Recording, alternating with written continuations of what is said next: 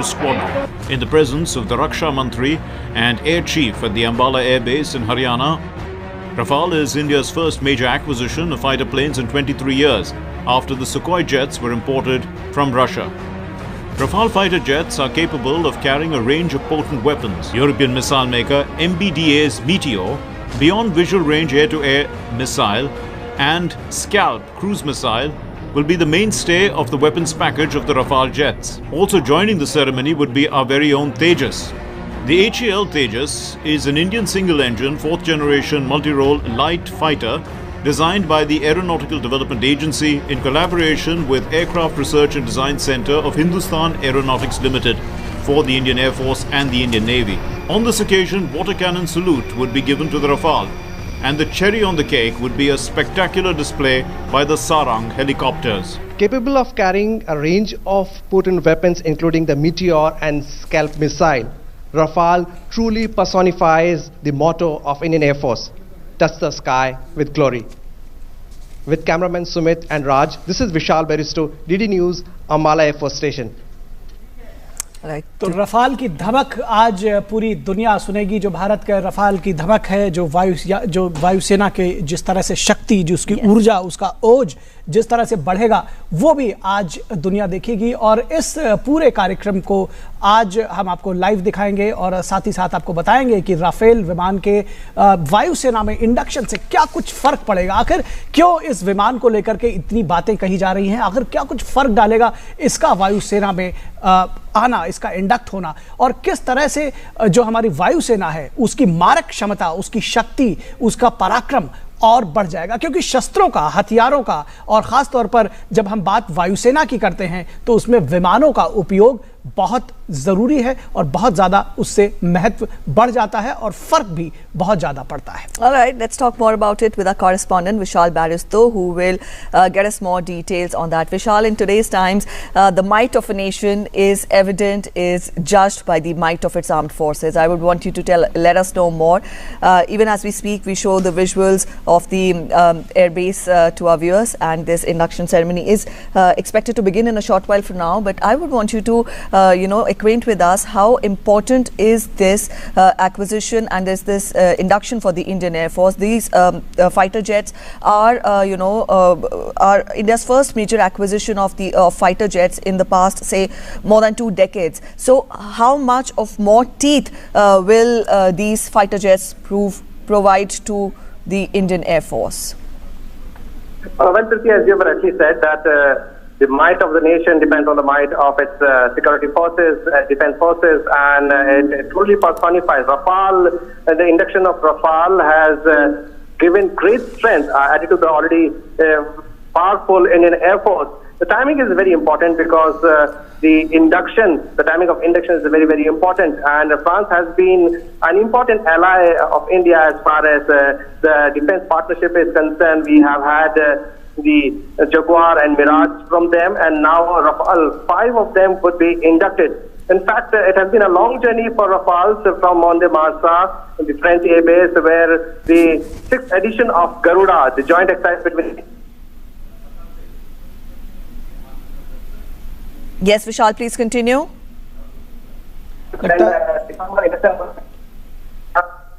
See how the induction of, not we would, but the world would see how the induction of Rafales would make a major difference, because what's happening on the borders is very important that we have our strength and might add on to the strength and might, and that is why the Golden Squadron, the 17th Squadron of the Indian Air Force, which is the most equipped air base of Indian Air Force, will be having the Rafales, and it would cater to the borders and the enemy across the border. I would say enemies across the border would be watching this event very, very closely. जी बिल्कुल विशाल, इसमें border पार अभियान करने की जरूरत शायद जब पड़ेगी तब पड़ेगी, लेकिन अभी तो फिलहाल जो अंबाला में जब इसका इंडक्शन होगा और विमानों के गर्जन से जब अंबाला और उसके आसपास का आकाश गूंजेगा, तो निश्चित तौर पर ये एक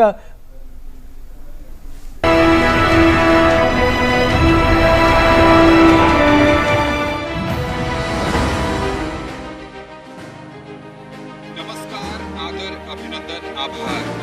दूरदर्शन पर आप सभी का बहुत बहुत स्वागत है। आज भारतीय सेना के लिए बेहद खास अवसर है।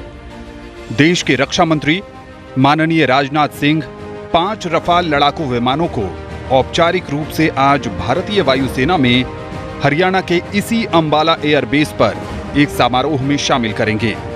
इस अवसर पर फ्रांस की रक्षा मंत्री फ्लोरेंस पार्ली भी आमंत्रित अतिथि हैं। ये रफाल विमान भारत और फ्रांस के बीच हुए रक्षा समझौते के तहत भारत आए हैं। परों पर शक्ति को सजाए ताकतवर हथियारों से लैस लहराने आसमान की ऊंचाइयों तक तिरंगा आज भारतीय वायुसेना में शामिल हो रहा है रफाल। आज की दुनिया में किसी हथियार से जैसी अपेक्षा होती है, रफाल उनमें ऑलराउंडर है। एयर डोमिनेंस का बादशाह, पलक झपकते एक्शन में माहिर, रक्षा भी करता है, दुश्मन को खुद की रक्षा करने का मौका भी नहीं देता है। आज के कार्यक्रम की बात करें तो सबसे पहले भारतीय परंपरा के अनुसार सर्वधर्म पूजा होगी। उसके बाद यहां पर एयर शो का आयोजन होगा जिसमें भारतीय वायुसेना अपनी शक्ति का प्रदर्शन करेगी। इसमें रफाल, तेजस के साथ कुछ और लड़ाकू विमान हवाई करतब दिखाएंगे। सारंग की टीम का प्रदर्शन भी होगा। वायुसेना की परंपरा के अनुसार पानी की बौछारों के साथ रफाल का स्वागत किया जाएगा और इस ऐतिहासिक अवसर को दुनिया भर तक पहुंचाने के लिए व्यापक इंतजाम भी किए गए हैं। आज के कार्यक्रम में भारत के रक्षा मंत्री और फ्रांस की रक्षा मंत्री का संबोधन भी होगा और फिर वो खास लम्हा भी आएगा जब इन 5 रफाल विमानों को औपचारिक रूप से माननीय रक्षा मंत्री भारतीय वायुसेना के बेड़े में शामिल करेंगे। ये जो 5 रफाल आए हैं उनमें 3 रफाल EH हैं और 2 रफाल DH हैं। रफाल EH यानी ये राफेल का सिंगल सीट वर्जन है। इसे भारतीय वायुसेना के लिए तैयार किया गया है। भारत को मिलने वाले कुल 36 विमानों में से 28 रफाल EH हैं और जो सिंगल सीट वर्जन है रफाल का वो लड़ाकू विमान है। ये बेहद खास हैं और इससे भारतीय वायुसेना की मारक क्षमता बहुत ज्यादा बढ़ जाएगी। इसमें हवा से हवा में और हवा से जमीन पर प्रहार करने की क्षमता है। इसके लिए खास तरह की ट्रेनिंग भी दी गई है। रफाल को उड़ाने के लिए भारतीय वायुसेना के पायलट्स को फ्रांस के मॉन्ट डी मार्सन हवाई अड्डे पर ट्रेनिंग दी गई है। ये वही हवाई अड्डा है जहां मिराज 2000 की ट्रेनिंग भी हुई थी। पायलट्स के अलावा इंजीनियरों और टेक्नीशियंस को भी ट्रेनिंग दी गई है।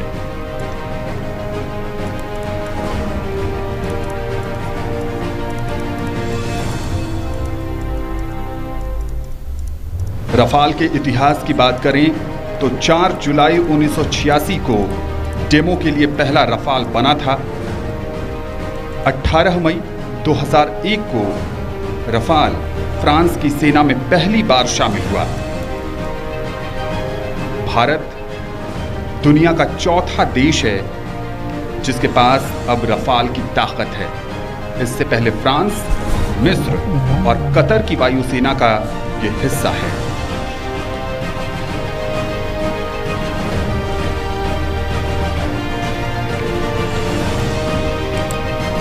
रफाल की खूबियों की बात करें तो इसमें 200 किलोमीटर दायरे वाला radar system RBE-2AA active electronically scanned array है। यह इस दायरे में टारगेट को ढूंढकर निशाना बना सकता है। इसमें सिंथेटिक एपर्चर रडार भी लगा है जो आसानी से जाम नहीं होता है।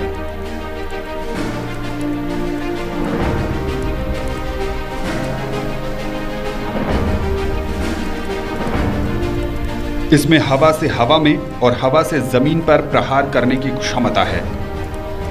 हवा से हवा में मार करने वाली मैजिक 2, MBDA मीका IR और ABDA मीटियोर मिसाइलें हैं जो 150 किलोमीटर की दूरी तक मार कर सकती हैं।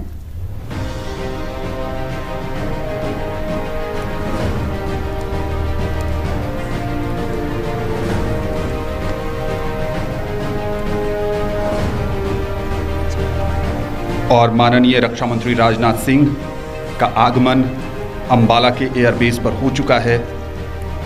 ये भारत में रफाल की पहली स्क्वाड्रन है। अंबाला एयरबेस, अंबाला की 17वीं स्क्वाड्रन गोल्डन एरोज देश में रफाल की